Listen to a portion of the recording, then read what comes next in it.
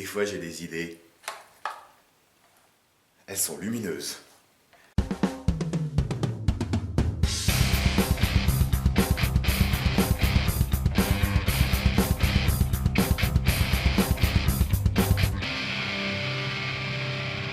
Salut tout le monde et bienvenue aujourd'hui dans cette nouvelle vidéo. Aujourd'hui on va parler lampe encore une fois et cette fois-ci on va parler de la lampe A1 de chez Atactical.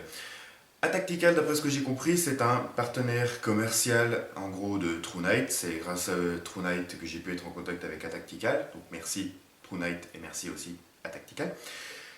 Et qui fait des lampes exactement dans le même style que TrueNight mais en version un petit peu plus bas budget. TrueNight, c'est vrai que c'est quand même de très bonnes lampes qui sont quand même assez chères et Atactical propose une version pour ceux dont le budget est un petit peu plus réduit. C'est comme ça qu'est arrivée sur le marché la version A1 de leur lampe. Globalement, la A1 est très similaire à par exemple la TN12 que j'avais pu présenter de chez TrueNight, à quelques petites différences près. Les premières différences vont venir au niveau du pack en fait, qui vous est fourni avec. Vous est fourni donc la lampe avec sa pile 18650 rechargeable très classique, donc 2600 mAh, 1850, 3,7 volts, etc., etc., qui s'insère exactement de la même façon que dans les TrueNight. Vous est fourni le clip ceinture. Vous est fourni un petit câble micro USB dont je n'ai pas trouvé l'utilité parce que celle-là ne se recharge pas, n'a pas de port USB, il faudra un chargeur en plus pour la lampe. Vous est fourni un set de joints toriques de rechange pour la lampe, la notice et c'est tout. Pas de holster, pas de lanière, pas de trucs comme ça, ce qui explique déjà la grande différence de prix. La différence va venir au niveau aussi des petites caractéristiques en elles-mêmes de la lampe. Au niveau des normes, les TrueNight sont résistantes à l'impact à 2 mètres ou 2,50 m de hauteur. Là, on n'est qu'à 1,50 m. Les TrueNight ont la norme IPX8 pour le waterproof, donc 2 mètres de profondeur. Celle-là n'ont que la norme IPX7, donc 1 mètre de profondeur. Niveau fonctionnement basique, exactement comme les TrueNight, on a le bouton à l'arrière pour allumer ou éteindre la lampe. A noter qu'on n'est pas obligé de cliquer à fond pour pouvoir l'allumer. Et on a le bouton ici pour le changement des modes.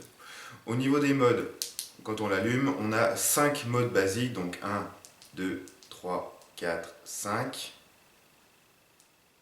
Et un mode spécifique. Donc au niveau des modes, je vais juste suivre 2 secondes la notice, ce sera plus pratique. Au niveau des modes, on a le mode low pour 10 lumens et 5,5 jours d'autonomie, le mode medium pour 63 lumens et 19 heures d'autonomie, le mode high pour 200 lumens et 5,5 heures d'autonomie, le mode turbo à 550 lumens et 3,3 heures d'autonomie. Autre mode principal, on a le SOS, voilà.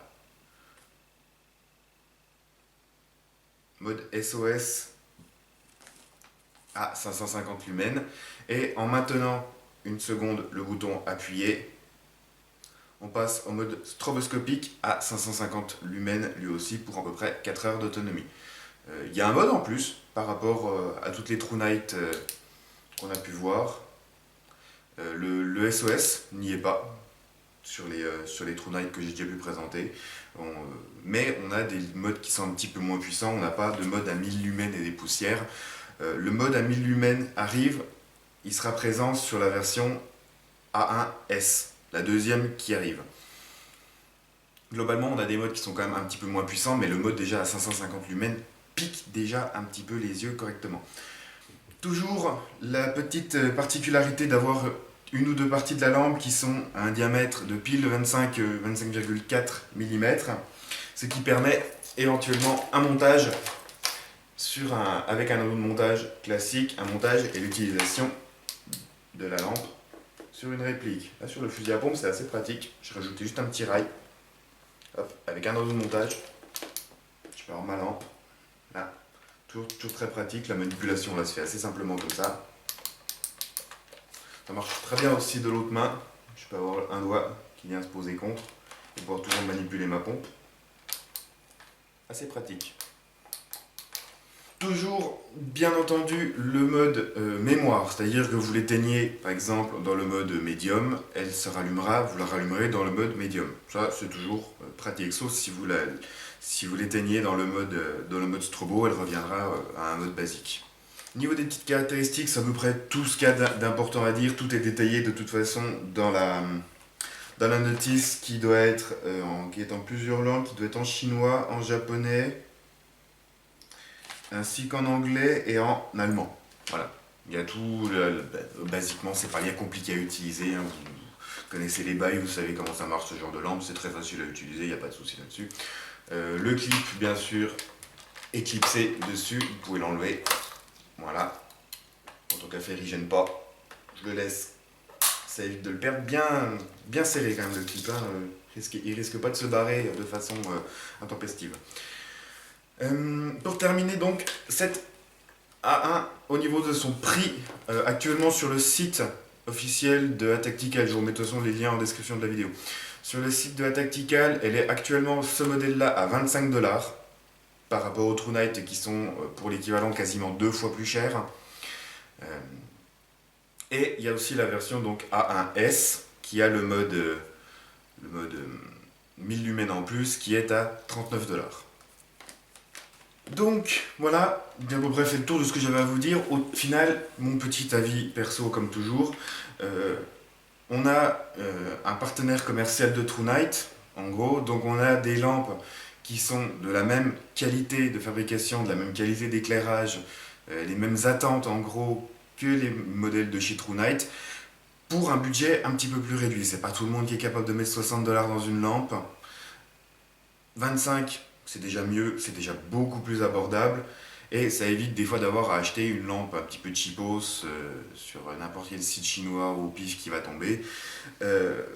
Ça reste de la super bonne qualité à un budget un petit peu plus réduit. C'est vraiment appréciable en fait de penser à ceux qui n'ont pas forcément les moyens de mettre, je vous dis, 60$ dans une lampe, sans parler d'une Surefire éventuellement à 300. Bref.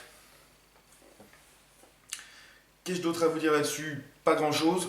Je remercie True Night pour m'avoir mis en contact avec Atactical et Atactical pour m'avoir envoyé cette lampe afin de pouvoir vous en parler.